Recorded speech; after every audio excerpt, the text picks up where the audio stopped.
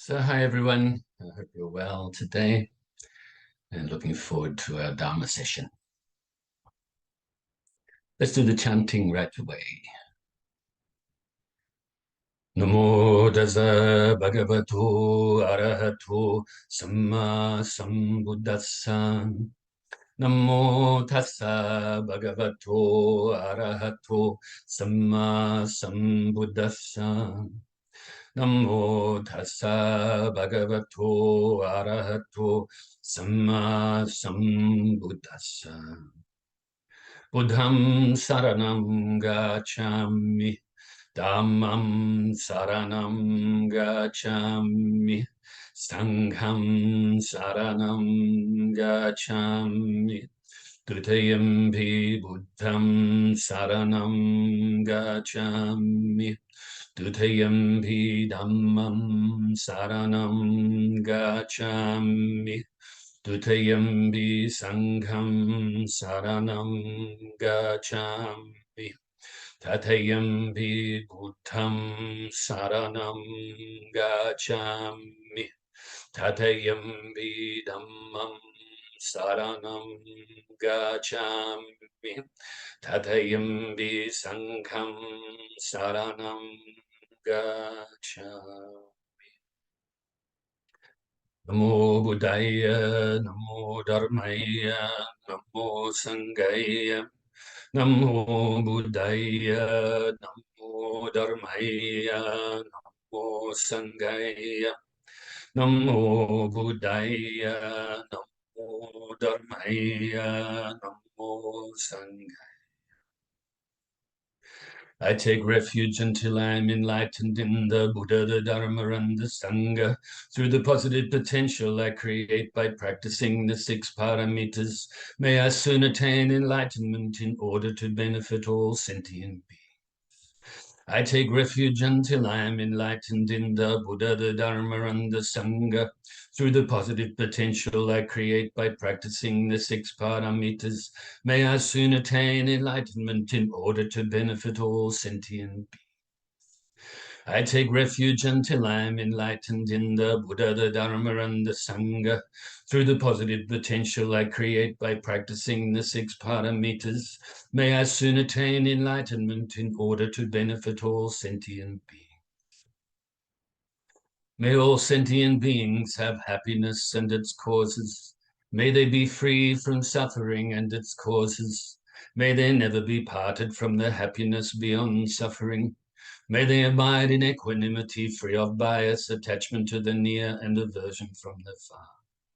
I shall cause this. Great compassionate Buddha, please inspire me to be able to do so. Reverently I prostrate with my body, speech, and mind, and present clouds of every types of offerings, actual and mentally transformed. I confess all of my negative actions accumulated since beginningless time, and rejoice in all the virtues of all holy and ordinary beings. Please remain until cyclic existence ends, and turn the wheel of Dharma for all sentient beings. I dedicate the virtues of myself and others to the great enlightenment. However innumerable all sentient beings are, I vow to save them all. However inexhaustible my delusions are, I vow to extinguish them all. However immeasurable the Dharma teachings are, I vow to master them all. However endless the Buddha's way is, I vow to follow it completely. Om Mani Padme Hum. Om Mani Padme Hum. Om Mani Padme Hum. Kayata Gati Gati Parasum Gati Bodhi Soha. Kayata Gati Gati Parasum Gati Bodhi Soha. Kayata Gati Gati Parasum Gati Bodhi Soha. So now we can do some meditation. Wherever we are in the world, whatever time it is, we can always practice meditation. whatever we're doing, even if it's very physically active, you can practice meditation. But doing it formally, like we're doing it or going to do it right now, is the best way to help yourself to be able to meditate at any time and anywhere. We have to do it on the cushion or wherever you are seated, that is. But we say metaphor, on the cushion, so that we enable ourselves to practice off the cushion. And as we practice off the cushion in your everyday activities, we help our practice on the cushion. I hope that's clear. So now let's release the tension in the body. Time to release the tension in the body. Gently close your eyes, lips gently touching. Shoulders nice and relaxed, not rigid, but also not slouching. Hands in your lap, or if it's uncomfortable for you, any position. Try to keep your body symmetric though, okay? Like balanced. That this will help your mind to be balanced.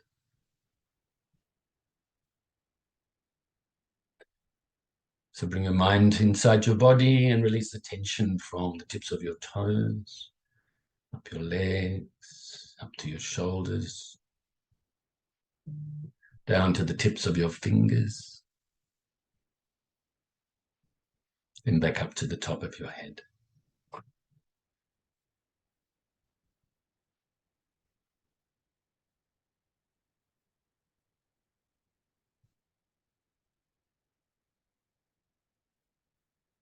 Once you've done this, scan your body again, just to see if there's any tension that you have habitually hung on to that you can release.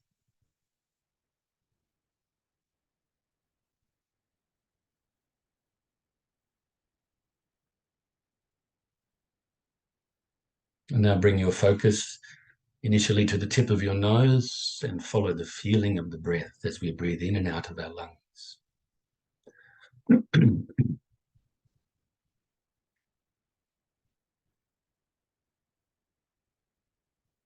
Breathing in your nose, past your throat, past your chest area, into the lungs. They expand as they fill with the air, and then they compress as you breathe out. The air leaves the lungs, back out your nose again.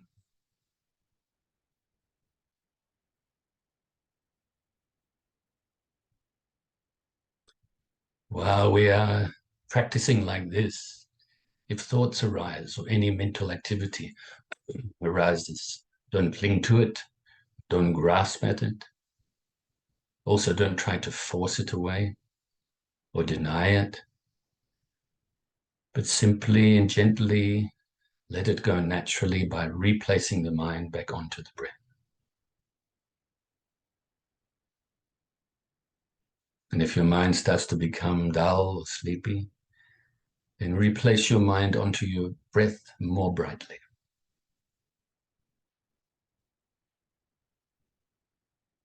So let's practice like this in silence for a little while.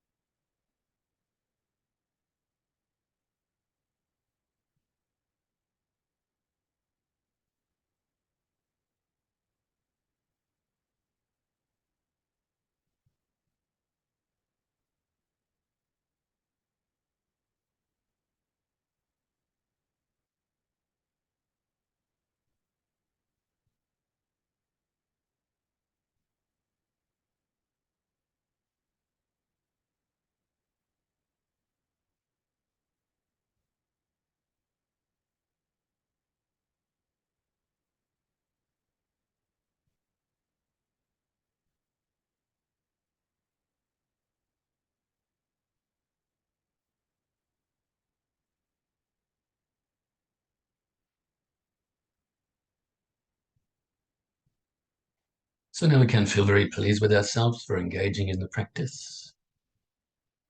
And let's fill ourselves with the universal loving kindness.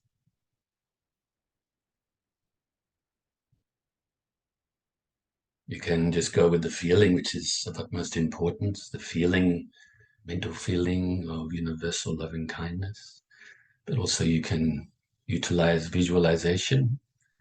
Visualize your whole being filling with the white light or the white nectar.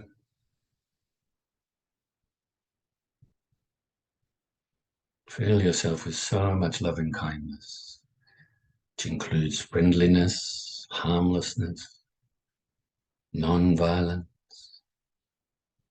forgiveness, acceptance, honesty to yourself,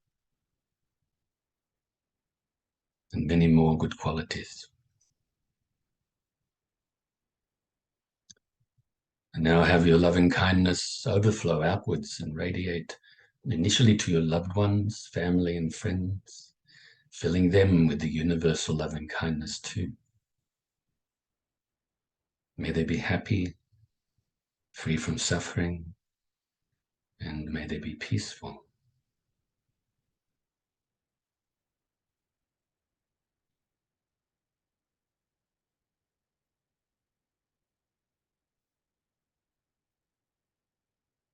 Now also include strangers, those people that you are indifferent towards.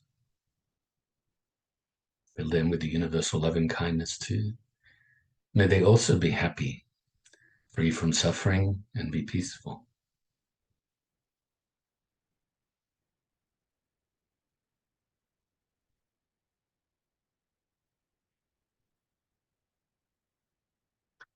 Now also include those you may regard as enemies. Fill them with the universal loving kindness as well. And may they also be happy, free from suffering, and be peaceful. You can see that it's normally very easy to extend the loving kindness to those that you have an attachment to, an affinity with, or for. Your loved ones, your friends, family. And then it's still quite easy to extend the loving kindness to those you're indifferent towards. Maybe it's more difficult to bring them to mind, but you don't have any negative feelings towards. So it's quite easy. And then it gets a little bit more difficult, doesn't it? To extend the loving kindness to those that you don't like. And of course, the extension of the loving kindness actually is to yourself to begin with. And sometimes this can even be very difficult. But we must start with ourselves.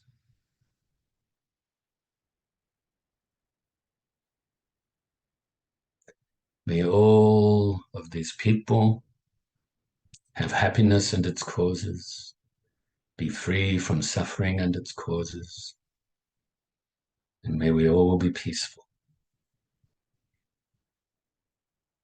And now extend the loving kindness out further and further distance-wise, starting around your immediate area to all the living beings, even ones that you're not aware of. All the living beings that live on the land and maybe under the land. All the living beings that live in the waters, salt water, fresh water, and fly through the air.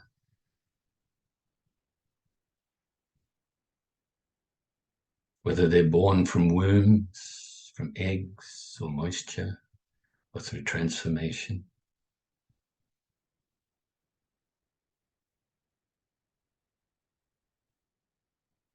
All sentient beings, whether weak or strong, great or small, short or tall, seen or unseen, near or distant, born or to be born. Extend your loving kindness to all the living beings. Now throughout your state or county.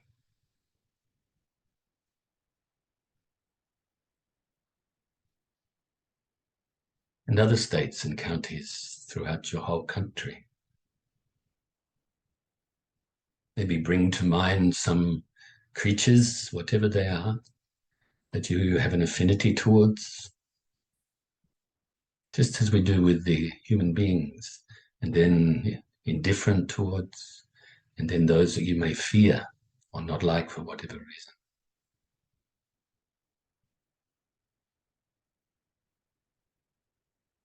And now throughout other countries, throughout the world, once again, those that you have an affinity towards, those that you are indifferent towards, and those that you may have some negative feelings towards, until your loving kindness pervades throughout all of the countries throughout this planet, as well as the oceans,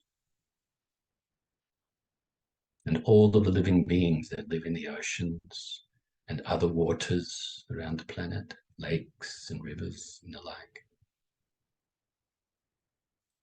Have your loving kindness pervade the whole of this planet, right from the core of the planet up out to the most outer atmosphere. Everywhere. And now beyond this planet alone, throughout the whole solar system.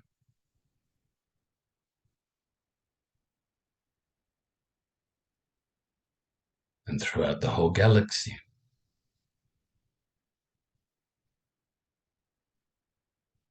And the universe. Until your loving kindness pervades throughout infinite space. And also realize here and now that this loving kindness generated in your own mind is now infinite, immeasurable. And you are not separate from infinite space and all of the living beings that reside throughout infinite space.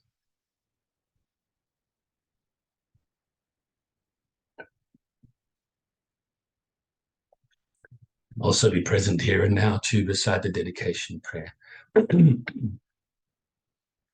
Due to this merit, may I soon attain the enlightened state of the Buddha, so that I may be able to liberate all sentient beings from their suffering. May the precious bodhicitta, not yet born, arise and grow. May that born have no decline, but increase forevermore. And may the precious view of shunyata, not yet born, arise and grow. May that born have no decline, but increase forevermore. Namo Buddhaya, Namo Dharmaya, Sanghaya. So, as you know, we are having commentary on the 8 verses of thought transformation, and we've already had 3 classes introducing the subject to you, giving you a brief history and so forth. And from this week, and then next week, and the week after, we will have overviews. Okay, so this is overview part 1. And what I'll do is I'll just recite it, and then we'll go through each verse. Just give an overview off the top of my head. And then next week, I may utilize some notes that I've written from the top of my head, but also some from the Dalai Lama's teachings as well on this. And the week after that, we'll just finish up the overview and then start to do each verse in more detail. And then slowly uncover these teachings and the practice. Very important to know how to practice and then to put it into practice. Just like to have a purpose. I always remind you about these. You have to have a purpose of why we're doing it. And then you have to know the methods that need to be put into practice to achieve the goal. And then you have to get off your butt and actually practice. The purpose, methods, practice, or means, okay? Very important. Always remember those. I think the very first class we actually recorded back in, I think was 1st of August, 2020. And this is what it was really about. And even classes prior to that we didn't record, that we actually, I was talking about this. Very important. And now that we're, maybe you can say, learning more advanced practices, more advanced philosophy, you could say. Right? It still applies. It always applies. Okay, the purpose, the methods, and the practice. Of course, we have to understand the methods. First of all, become aware of them and then contemplate them so that we can have an understanding of the methods and how to put them into practice. That's very important too. Thought I'd add those extra details. Okay, so basically, excuse my voice today. The weather's been really, really humid the last few days, also with some pretty strong winds prior to that as well. So just struggling in the sinus area. So if I'm clear in my throat and all that, I apologize ahead of time. And hopefully I don't sneeze. So, but if I do, that's life, you know. At least you can't catch the hay fever or whatever it's called through the computer. So don't worry, it's nothing big though. It's just a little bit nasally and stuff. All right, so I will recite these. With the wish to attain enlightenment for the welfare of all sentient beings who are more precious than a wish-fulfilling jewel, I will constantly practice holding them dear. Whenever I am with others, I will practice seeing myself as the lowest of all, and from the very depth of my heart, I will respectfully hold others as supreme. In all actions, I will examine my mind at the moment a disturbing attitude arises, endangering myself and others. I will firmly confront and avert it. Whenever I meet a person of bad nature who is overwhelmed by negative energy and intense suffering, I will hold such a rare one dear, as if I had found a precious treasure. When others out of jealousy mistreat me with slander, abuse, and so on, I will practice accepting the defeat and offering the victory to them. When someone I have benefited and whom I have placed great trust hurts me very badly, I will practice seeing that person as my supreme teacher. In short, I will offer directly and indirectly every benefit and happiness to all beings, my mothers, and in secret I will take upon myself all their harmful actions and sufferings. Without these practices being defiled by the stains of the 8 worldly concerns, by perceiving all phenomena as illusory, I will practice without grasping to release all beings from the bondage of the disturbing, unsubdued mind and karma. Okay, so we have the first verse. I'll remind you, first 7 verses relate to generating the relative bodhicitta, the altruistic intention to attain enlightenment for the welfare or benefit of all living beings. The first 7 verses, the last verse, relate to ultimate bodhicitta and the realization of emptiness, shunyata, and also the unveiling of the Buddha nature. Okay. So that's to put it briefly. With the wish to attain enlightenment for the welfare of all sentient beings. So once again, mentioning bodhicitta, awakened mind or awakened consciousness. Bodhi means awakened or enlightened. Citta means consciousness or mind. So this is a mind that is now focused towards enlightenment, or turned towards enlightenment, to becoming enlightened for the welfare of all sentient beings, and to help others to do likewise. We've spoken in depth about bodhicitta, obviously, especially through the parts of the commentary, first 5, the commentary on the first 5 of the perfections, or paramittas. Okay, so you should know what bodhicitta is by now, so I won't harp on today about it. Wish to attain enlightenment for the welfare of all sentient beings. Now, all sentient beings, think about that, okay? Oh, by the way, enlightenment can also be known as nirvana, or parinirvana, or anuttara samyak sambodhi, unsurpassed supreme enlightenment, or Samma Sambuddha, so supreme enlightenment. Okay. Also, you can even call it Nirodha, the 3rd noble truth, the noble truth of the cessation of the causes of suffering. where the ignorance, attachment, and aversion, and all of the other mental afflictions that arise from these three poisonous states of mind are totally uprooted. This is enlightenment, along with all of the enlightened qualities as well. All sentient beings, such a big thing, isn't it? Every single sentient being. Of course, during our metta meditation, we bring these to mind. Of course, our mind is still very limited, very difficult to perceive this all sentient beings concept, or infinite space, things like that. But think about this. Let's say for a moment that to the left of you, or it could be to the right, it's up to you. Think all sentient beings, the innumerable sentient beings of all different types. Some that you like, some you don't like, some you don't know about. Most you don't know about, actually. And then on the right side of you, or the other side of you, is yourself. What is more important? The well-being and welfare of all the sentient beings, or just yourself? Normally, we just think of our own well-being. Well, guess what? This is so limited. And maybe even we think about other living beings, such as our loved ones, those beings that we have an attachment towards. In a good way now, I'm talking. Maybe other ones in a bad way, through habits, through past experiences, or because of past experiences.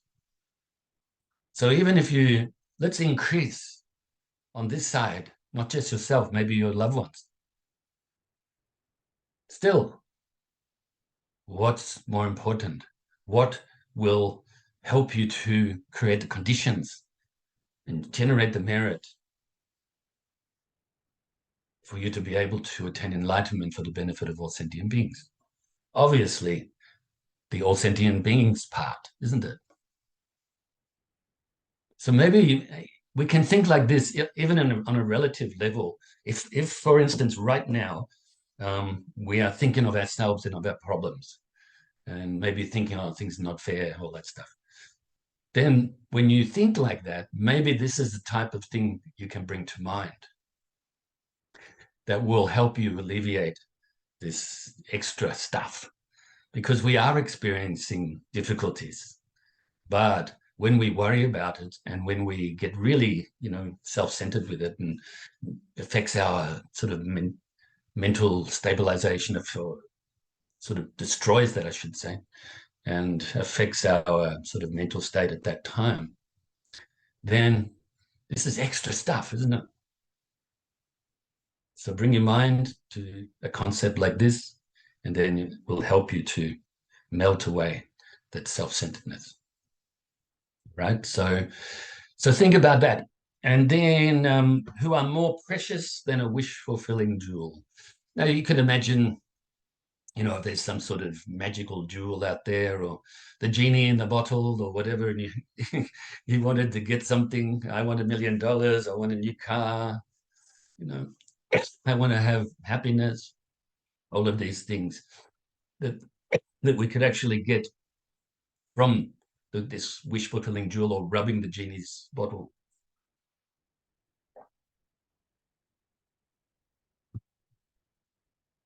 Maybe my wish is so I don't have hay fever today.